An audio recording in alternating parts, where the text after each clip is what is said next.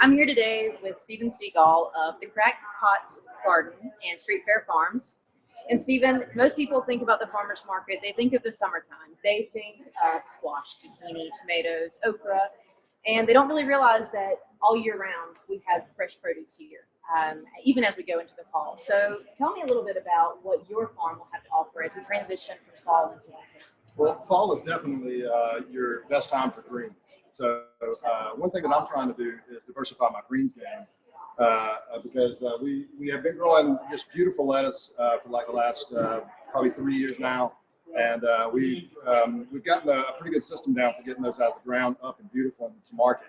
But a few things that I want to do is try and diversify myself and offer some things that people just maybe haven't seen before, or maybe just older style greens that used to be popular but just aren't anymore, like mosh and corn salad, things like that. So that's my goal, is to bring unique vegetables to people's eyes that probably are used to seeing iceberg lettuce, and that's about it.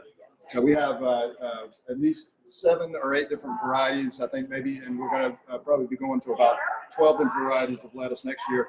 And also a lot of other greens. We're going to really be trying to push spinach farther into the spring and a little deeper into summer and things like that too, if that's at all possible. But so a lot of trials and maybe some big things coming up. Cress is another really good green, and then everybody knows about this green, but it's like a lot of people don't think about it when they're so much. But arugula. Things like that. And, I actually have some frisee here on the table. I'm really, kind of trying to learn my way through that. Radicchio is another green that really you don't see grown here in the South very much. And I know people do it here, and I'm really interested in trying to expand myself into that.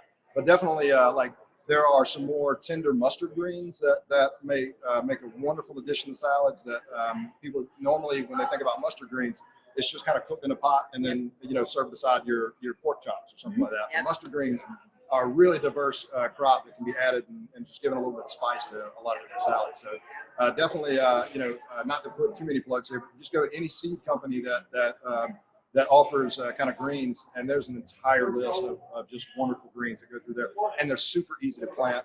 You just throw them on the ground, keep them watered, and they'll come up, and you can have nice greens in about 3 weeks time, and they're just great to experiment with. Right. And I'll say that, just adding that, you can walk around our market. If there's a vegetable or anything you don't know what it is, the farmers are dying to tell you. They're wanting to say, okay, here's what this green is. Here's what you do with it. Here's how you eat it. Here's how you cook it. They're dying to just tell you what they've got on their table, just because we're very proud of the products. Yeah. Yep.